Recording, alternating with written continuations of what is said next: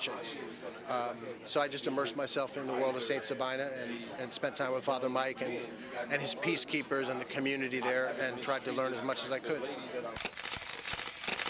We love you on Windy City Live. Yes, we do. Tell us, how did all this happen? How did this come about? Well, I play me. I play Val Warner in Chirac, which is really cool. So when people see this movie, they are literally seeing Val, and I am a reporter in the movie. We talk about the violence, but what can we do personally? I think we got to be engaged, and I think engaged in a number of things. In our block, in our home, in our neighborhood, we got to be engaged. We got to fight the issues. We got to fight a government that is abandoned, whole communities on the south and the west side.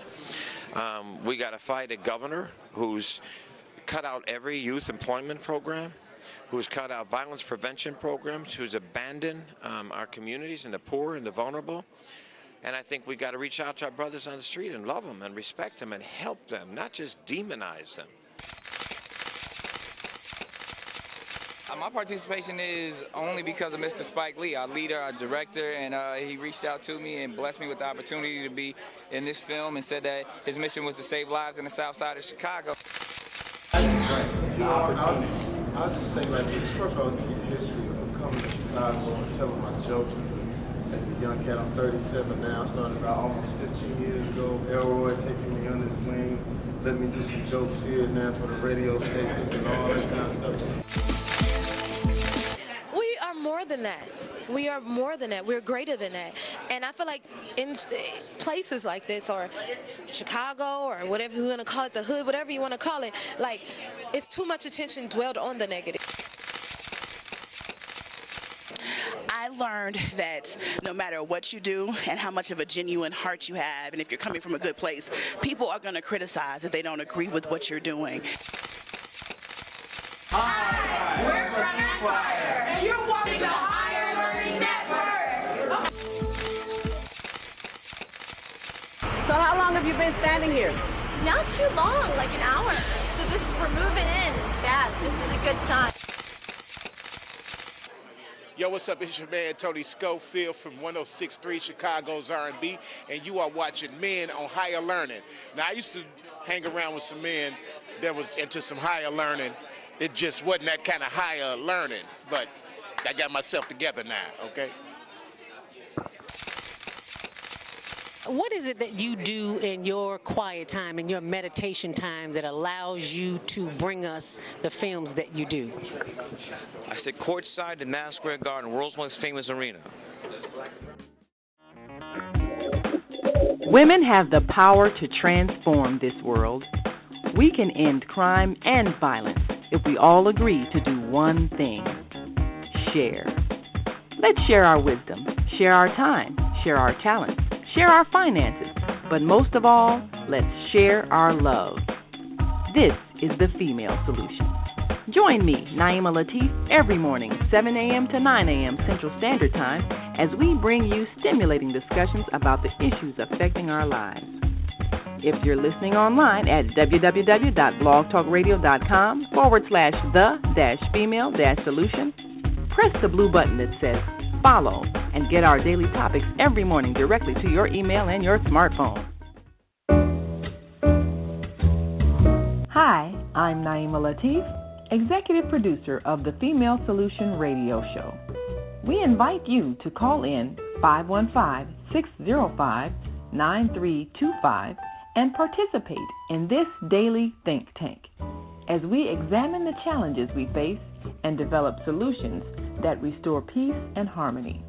We are global transformers, changing the world from the way it is to the way it should be.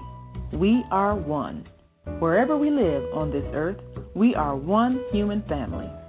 On behalf of our team of radio hosts, I'd like to extend a greeting to all the members of our family, whenever and wherever you may be listening around the world.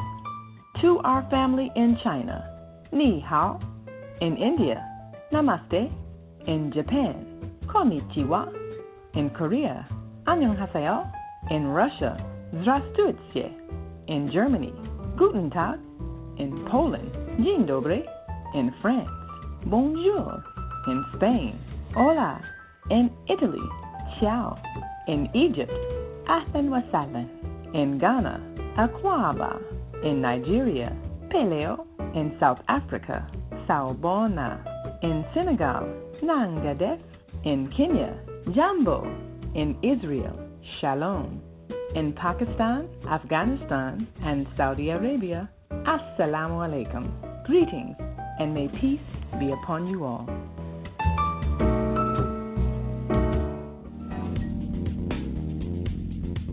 Is Monday morning a struggle to get out of bed, into the swing of things? Well, don't worry, you are not alone. Join us for thought-provoking, stimulating, and mindful conversations on higher learning with ZeldaSpeaks for your Monday morning mindfulness session on Blog Talk Radio, The Female Solution, Mondays, 7:30 until 9 a.m. Be sure and send your ideas, thoughts, comments, and suggestions. Experience mindfulness moments with the mindfulness/stress relief coach, ZeldaSpeaks. And thanks for sharing the mindfulness moment tip of the day. Stay on purpose, stay empowered, and stay tuned to your next session of mindfulness on higher learning with ZeldaSpeaks. Make it a mindful day. And thanks for listening. I think one of the things that we also are learning is that we are responsible for the pollution we're creating that's killing life, and we have to change that. And if you're wearing a mask and you can't breathe good oxygen, you're weakening your lungs. So if you're afraid of a virus is going to attack your lungs, why would you weaken your lungs? So it should be a time for people to at least go outside and breathe fresh air. And we need to collectively think of ways to stop adding to the pollution. Sometimes you can, if you just have a short distance to go, sometimes you can walk. You don't have to always get in the car and drive 3 blocks to the store. Walk. You know, we need to do a lot more walking. People in countries that are healthier, where they're not dying as much, are not driving as much, are not polluting the air as much, because you need that fresh air to breathe.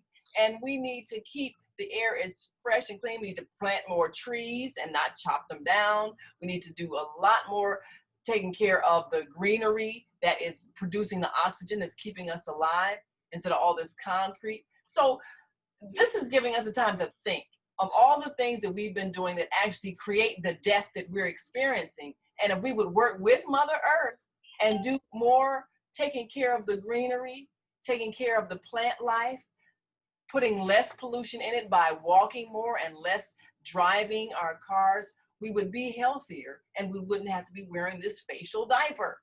So for those who are feeling like, well, you know, you need to protect yourself from the virus, okay, fine, and we won't be judgmental. And if the stores say, well, you can't go in here and shop without your face covering, okay, we'll respect your fear. But we also need to build a personal immune system so we're not living in fear. And we can always, I heard you affirm earlier today, you know, I am healthy, I'm whole, I'm complete, I'm without disease. We have to affirm those things because you're telling your body, we are healthy. We are beyond sickness. We do not have a disease. You can tell your cells how to function because we do it all the time. You make yourself sick, you can make yourself well with the same affirming thoughts instead of, oh, I might get sick. No, I am going to stay well. I am well. I am well.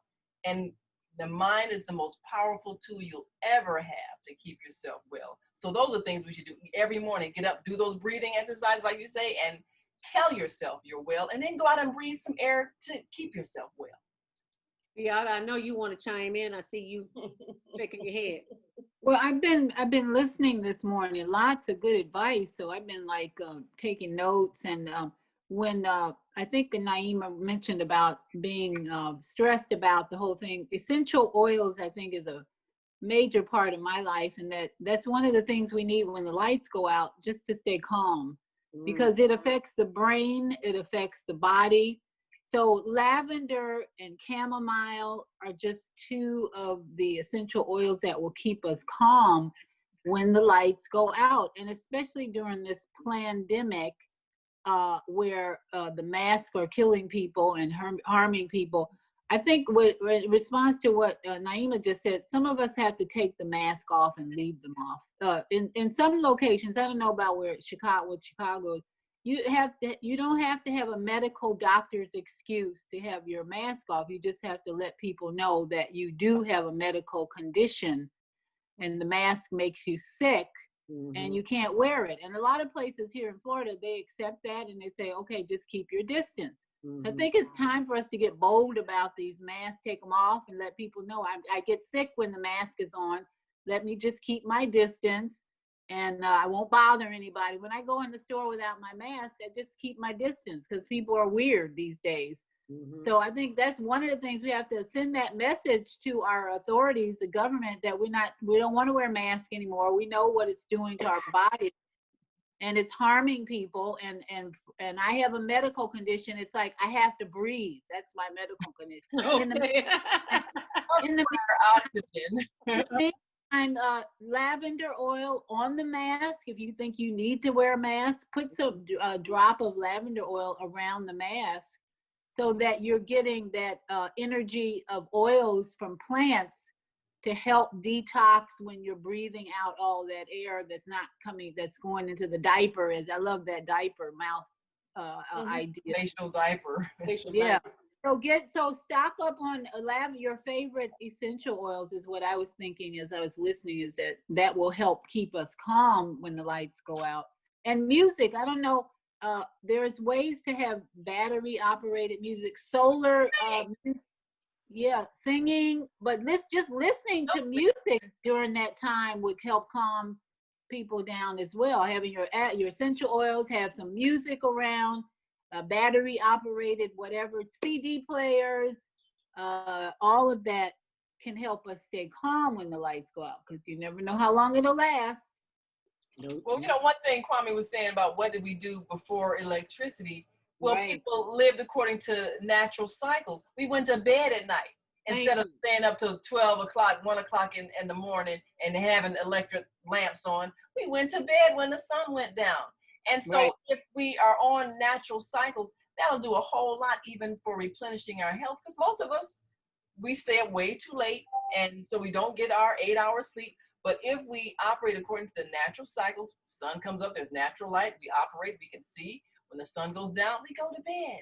And that is so much more health producing than trying to stay up way past nighttime and just keep working because we always stress about it. Got to make money, got to get the bills paid.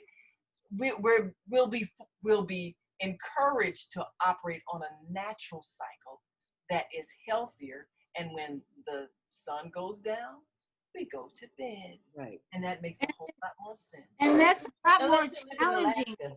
That's a lot more challenging right now because it gets dark at 5:30 and it's like, I got too much to do. I know that's what most people are thinking. I got so much to do when the sun goes down. Maybe you've been out all day, the sun goes down, you're in the house and you've got things to do and the sun's down and it's like bedtime. Because I don't sleep more than like 6 or 7 hours. So if I go to bed at 6, I'm up at midnight.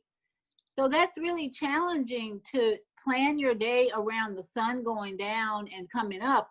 What do you do from midnight to 6 if you sleep 6 hours from 6 to midnight? So that's a challenge in itself, but we may have to start thinking that way. And then from midnight to 6, or am I going to read with a flashlight? That's candlelight dinners. Yeah. Have a candlelight dinner, right? At 6 o'clock, have dinner by candlelight, and then maybe plan bed around 8 or 9. But 6 is too early for bed for most of us. When the lights go out, there's something else that goes on. Everything is run by electricity. Even your gas-powered stove is run by electricity, unless you have that lighter or that match to light the pilot, and that's dangerous. So your heat is not working. Your hot water is not working. So there are a lot of other components to when you have no electricity. Brother Kwame, you wanted to chime in? Mic open? Yes, it's open. Yeah, and it's very important that we understand the human mind. The part of it is we have a circadian rhythm. And the thing is that when the light rises, when the sun rises, the melatonin cuts off. When it the sun goes down, the melatonin releases because the body knows that it's time to rest. Mm-hmm. You know, I get up and I watch the sun rise, and in the summer, you hear all the crickets and the tree frogs, and soon as the sun begins to rise, the birds will start singing, and the crickets and the tree frogs stop singing. They know to orchestrate their song with the rhythm of the sun. It's been said that when you walk into a room, you turn on the light, darkness knows what it is. Mm-hmm. And so what we have to begin to do is like Naimah was sharing, is that we have to go back to our natural rhythms. We've been with this. We think that we need to have all of this lighting and these other things. I just sent you a piece on the 5G. 5G is 60 hertz speed, same as oxygen, and that is an artificial oxygen in which we're attempting to breathe into our bodies, and the body knows it's not a natural oxygen. Mm-hmm. Oxygen comes from the trees and the plant life, and being able to give us back, take our carbon out that we breathe out, it takes it in and it gives us back the oxygen. So we have an exchange, a natural exchange. What we're living in is an unnatural environment, and these environments are creating the whole ease of us as humans. I thought babies could hear in the womb. Yeah. They can. And congratulations on that new granddaughter. You know, a lot of men want sons, but through daughters you can get grandsons, and that's why we call them grand. Ah. Yeah, grand. They're gonna bring you grandsons. But I really did think that babies could hear in the womb. And Naimah, that facial diaper, that's a winner. And Mama D, they feel. The hearing, I think the hearing in the womb is energetic, not the way we think of hearing. It's an energy hearing. When mom and dad are fighting outside the womb, that baby can feel the energy of the words. So it's more energetic. As you know, somebody said we were amphibians. I think it was Karen on my show Friday. Said we were amphibians in the womb. So as amphibians, our hearing and our seeing are all very different, but the hearing, I believe, is an energetic perspective, not the way we hear sounds, hearing voices the way we do now. Well, the ears are the first to develop. Your actual hearing is the first to develop, which is why your children, if you speak to them, they will have heard words before they're being born. They will have heard the sound of language, and that also helps if you speak to them different languages.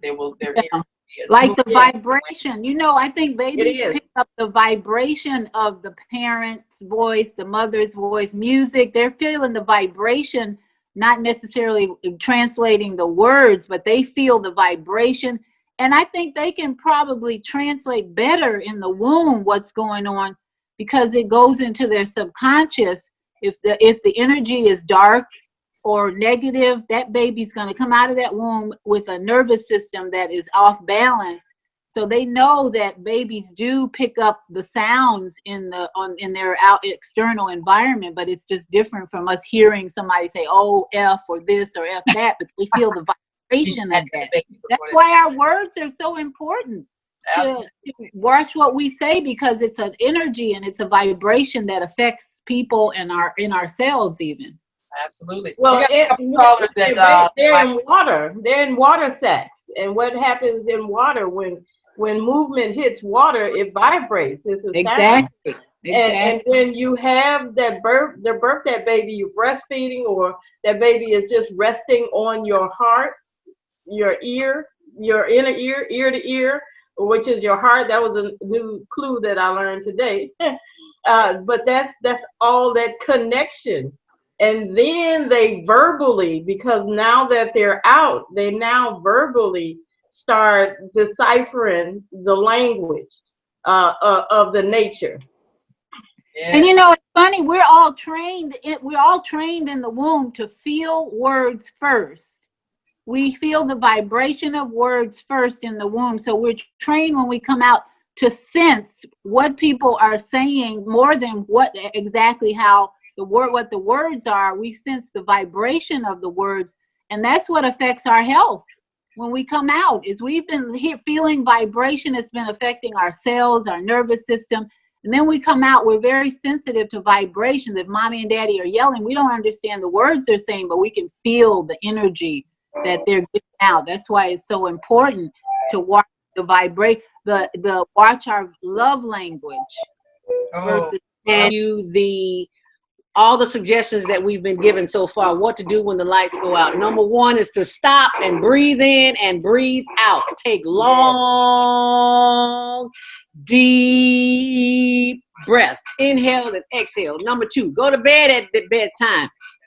Learn to operate on the natural life cycle. Number three, have candles ready. Number four, flashlights. Number five, matches. Number six, have some battery operated appliances. Number seven, essential oils, lavender and chamomile. Google the other ones. Number eight, learn about the circadian rhythm of the body, how the body functions naturally. You need to know the natural rhythms.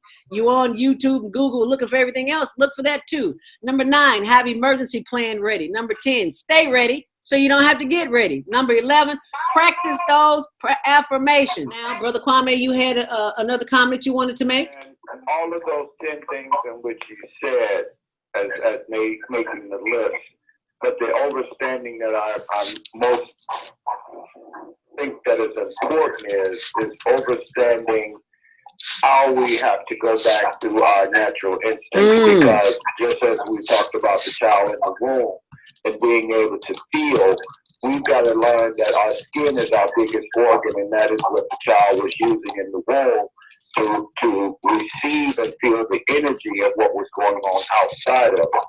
And so being able to be in touch with ourselves and being able to come back to our natural ways, because once you stay in nature a few days, all of your natural instincts will kick back in.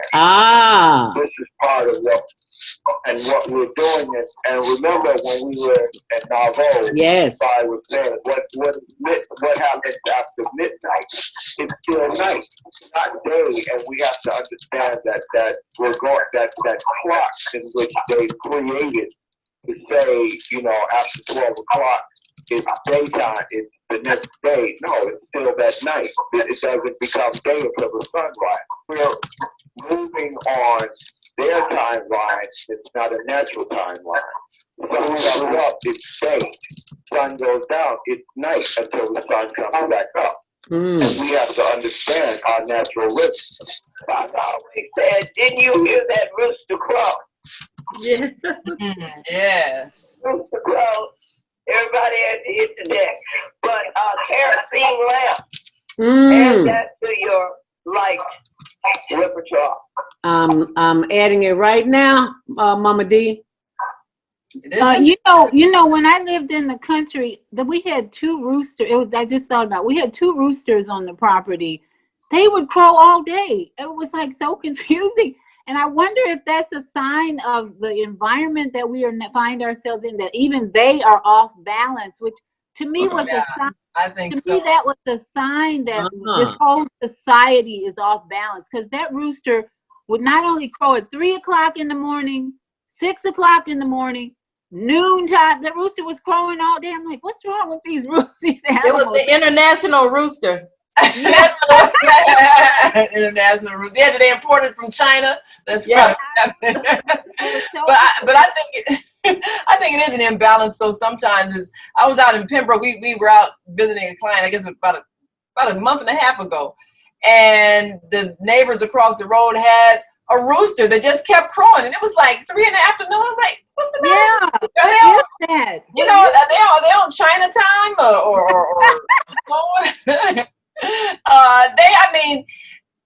and it wouldn't stop. And I was like, now what is the problem? And then of course our neighbors said, well, what happened is they separated that rooster, and he doesn't have access to the hens, and the other one does. I'm like, oh. Okay. That makes Pains of frustration. Give me 10 minutes. Graded roosters now. But you know, one of the things, and I think about solar power and battery backups, because a lot of the people out in the Pembroke Farm area are working with us and doing that, because they get a lot of power outages. Their lights go out all the time, and if you don't have power, you know, and you don't have quick access to ComEd and things like that, you really could be in trouble, especially if you grow crops and you got to refrigerate them and your refrigerators go out and you can't keep your vegetables and your fruits cold. But how about just a cell phone solar power? That's major, because when the lights go out, oh, I can't charge my cell phone. You need a solar powered cell phone charger. Yeah, you do solar battery power, solar cell phone. Yeah, you need, because I've got those solar power battery chargers for cell phone. That's our lifeline now. You know, now that we're social distance and everything, you really need your electrical power. So you got to find some alternatives, like battery power to solar power. You got to have something, because you got to keep connected. That's right. I just got my holiday lights that are solar powered. That's cool. That's really cool. Save some money, Debrorah. Yeah. Yes. And that's a smart thing to do too, because people spend a whole lot of money. We got a couple of neighbors here now. They already got their Christmas lights up, and I know that's adding to their electric bill. You got all these beautiful decorations, but you're gonna pay for it in January, sure. Yeah. That doesn't even make sense to have electric Christmas lights anymore. If Debrorah found solar, everybody should be looking for solar powered lights for your house if you do that. Absolutely. Brother Kwame, you wanted to speak? Yeah, I was listening to everybody about the phone, and the thing about it is how many of us still have a phone book that we write down numbers that we because that's a good one. I do. Keep our numbers. I do. Have you written down? Because if it's in your phone and the power goes out, then you can't even call people because you haven't memorized their number and it's not written down. That's definitely. Well, they have now. You can make sure it's in your computer, so you can at least transfer numbers to your computer. But then if your computer goes out, you better have solar power to keep your computer going. So it's all connected. And or keep your landline too. Keep your landline and memorize.